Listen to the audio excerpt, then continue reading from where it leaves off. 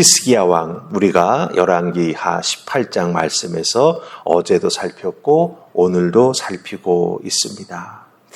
어제 말씀 속에서 보면 히스기야 왕은요, 하나님 한 분만을 의지합니다. 그러기에 그 히스기야 왕을 평가할 때 다윗 왕처럼 하나님 보시기에 정직한 왕이었다라고 말합니다.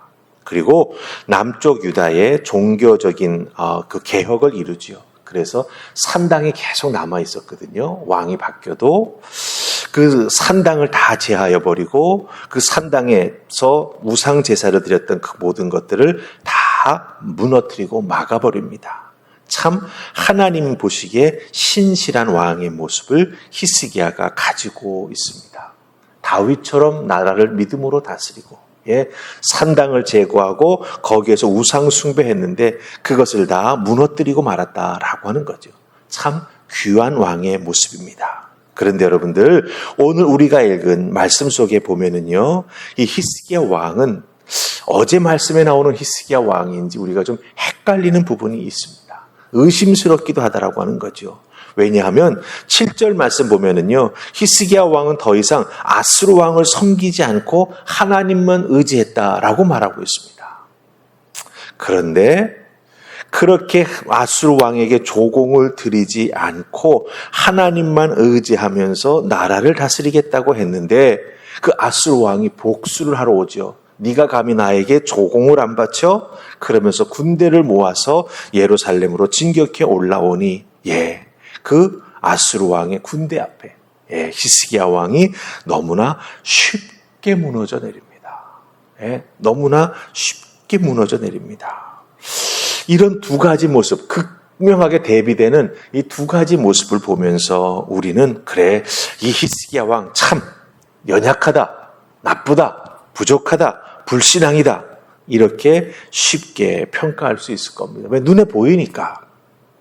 그런데 여러분들, 이 히스기야 왕의 이런 연약한 모습, 나약한 모습, 때로는 불신앙적인 모습이 이렇게 무너져 내리는 모습을 우리가 보면서 평가하기는 쉬울 수 있을지 모르나, 나 자신을 돌아볼 수 있어야 된다라고 하는 것이죠. 왜냐하면 우리가 살고 있는 이 죄로 오염된 세상은요, 믿음 가지고 삶을 살아가는 우리들에게 호락호락하지 않습니다. 믿음 가지고 이 세상을 살아갈 때 믿음으로 살아가는 우리들의 삶이 참으로 세상으로부터 많은 도전을 받는다라고 하는 거예요. 우리가 세상으로부터 받는 도전, 나라의 명운이 걸려있는 그런 도전을 받겠습니까? 아니라고 하는 거죠. 사실은 작은 것들, 생사를 가르는 큰 결정은 아닐지 모르나 내 삶의 자리에서 세상이냐 신앙이냐를 결정해야 하는 그런 순간이 참 많은데요. 그럴 때 우리는 세상 앞에 나도 모르게 한 발자국을 내줄 때가 있다라고 하는 거예요. 힘드니까 조금 편하게 돌아가자라고 생각하면서 세상에게 내 한 곁을 내줄 때가 있습니다. 여러분들, 씨름 보시면은요, 서로 삿바 싸움을 하지요. 서로 삿바를 자기에게 조금이라도 유리하게 잡으려고 합니다. 왜 그러는지 아십니까? 삿바를 유리하게 잡으면 공격하기가 쉽기 때문이에요. 상대편을 넘어뜨릴 수 있는 기술을 걸 수 있는 여지가 많기 때문에 어떻게든지 자기에게 유리하게 삿바를 잡으려고 합니다. 세상이 우리를 공격하고 세상이 우리에게 이런저런 결정을 많이 하도록 요구하고 때로는 우리에게 그것을 가지고 유혹할 때 내가 어떻게 거기에 대처하느냐가 참 중요합니다. 세상에게 나를 쉽게 넘어뜨릴 수 있도록 삿발을 조금 더 여유 있게 준다면 우리는 너무나 쉽게 넘어질 수밖에 없다라고 하는 것이죠. 그러기에 하나님 앞에서 믿음을 가지고 신실하게 사는 것, 반대로 그 신실한 신앙이 무너져 버리는 것, 여러분들 무엇을 보고 판단할 수 있을까요? 오늘 말씀 속에서 히스기야가 취하는 모습 속에서 이런 것들이 결국 세상에게 한쪽 내 편을 내주었더니 무너지는 것이구나 라고 하는 그 판단을 할 수 있는 기준이 된다라고 하는 것입니다. 오늘 우리가 읽었던 말씀의 15절과 16절을 읽어보십시다. 15절, 16절 찾으셨습니까? 우리 같이 읽습니다. 시작. 히스기야가 이에 여호와의 성전과 왕궁 곳간에 있는 은을 다 주었고 또 그때 유다 왕 히스기야가 여호와의 성전 문의 금과 자기가 모든 기둥에 입힌 금을 벗겨 모두 아수르 왕에게 주었더라. 아멘. 자, 아수르가 올라와서 포위를 하니까 그치요? 위협에 처해서 바로 자기가 죄를 지었다고 14절에서 인정합니다. 네, 아수르 왕에게 내가 범죄했습니다. 그리고 그 범죄한 대가를 내가 감당하겠습니다라고 말합니다.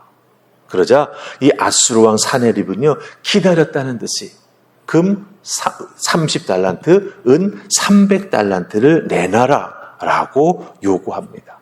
너의 죄에 용서받으려면 이걸 나에게 지불해야 된다라고 하는 것이죠. 이 금과 은을 어디서 구해서 줍니까? 은 300달란트, 금 30달란트. 성전에서. 성전에서 금이 어디에 있습니까, 여러분들? 출애굽기에서 하나님께서 성막을 만들 때, 또 하나님께서 솔로몬을 통해서 성전을 지을 때, 그 은과 금과 은을 어디에 쓰라고 말씀하셨었습니까? 특별히 우리가 성막을 통해서 중요한 것들을 발견합니다. 성막 지을 때, 하나님 앞에 제사 드릴 때 쓰는 모든 성전의 집기를 만들었죠. 네. 성구들을 만들었습니다. 나무로 만들지만 겉에는 다 어떻게 했죠? 금을 때려서 펴가지고 그거를 다 입혔습니다. 예. 언약궤도 그랬고, 언약궤를 들고 다니는 그 봉도 그랬고, 예. 성전에서 쓰는 그릇들은 또 금과 은으로 직접 만들기도 했어요. 그런데 그 모든 것을 다 사네립에게 자기의 죄를 용서받는 대가로 주고 말았다라고 하는 것입니다. 성전에 동그랗게 남겨진 것은 무엇입니까? 그 금과 은이 다 벗겨진, 나무로 만들어진 그런 것들만 남아있게 되었다라고 하는 것이죠. 즉 히스기야가 이렇게 무너지고 실패할 때의 모습을 보면 하나님의 성전과 하나님의 성물에 손을 댐에 있어서 두려움이 없는 걸 보게 됩니다. 나 살려고 뭐 하는 거예요? 하나님의 성전의 성물을 하나님 앞에 제사 드릴 때 쓰는 것들에 그 금과 은을 다 벗겨내는 거예요. 나 살자고 하나님 예배하는 물건들을 마음대로 만지고 마음대로 사네립에게 보내기로 결정한다라고 하는 거죠.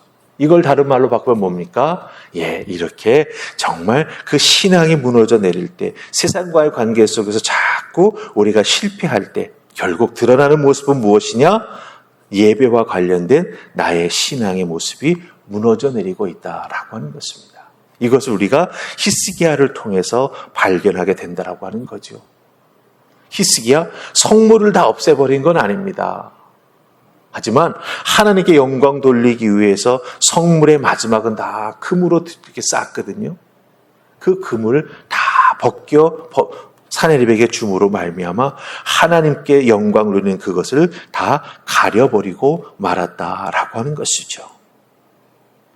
히스기야가 남유다에 인정받는 왕이 되었던 것은 우상 숭배를 다 금하고 하나님께 온전한 예배를 드리도록 만들었기 때문입니다. 믿음으로 이스라엘을 새롭게 했기 때문이죠. 그런데 무너지는 그 히스기야 왕의 모습 속에서 하나님을 예배하는 것, 그 하나님을 예배할 때 중요하게 쓰임받는 성물들을 다 자기 마음대로 너무나 쉽게 만지고 그것을 아수르에게 조공으로 주고 있다라고 하는 것입니다. 여러분들, 아수르가 힘으로 공격하니, 힘으로 위협하니 하나님 믿고 의지하던 믿음이 움츠러들고 어떻게 됩니까? 적당히 타협하게 되는 거죠. 나 그래도 성전은 지켰어. 그렇죠? 타협하는 겁니다. 적당히 타협하는 것. 여러분들, 이 적당히 타협한다라고 할 때 적당히 타협한다라고 하는 것은 무슨 의미인지 아십니까? 그래도 다 잃어버리지는 않았다라고 하는 거죠. 네. 그래도 다 죽지 않고 살았다라고 하는 거죠. 사실 타협하는 자기 자신은 이런 부분을 긍정적으로 생각하게 만듭니다.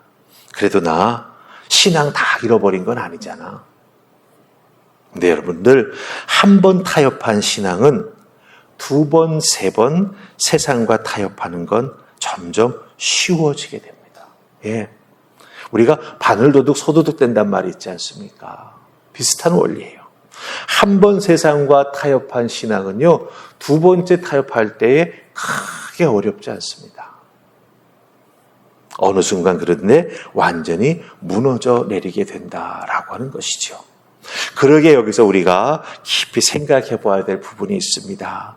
세상이 우리를 위협하고 우리가 세상의 위협 속에서 어렵고 힘든 상황에 처하게 되었을 때 그 어려움을 벗어나기 위해서 내가 무엇을 어떻게 해야 할 것인가.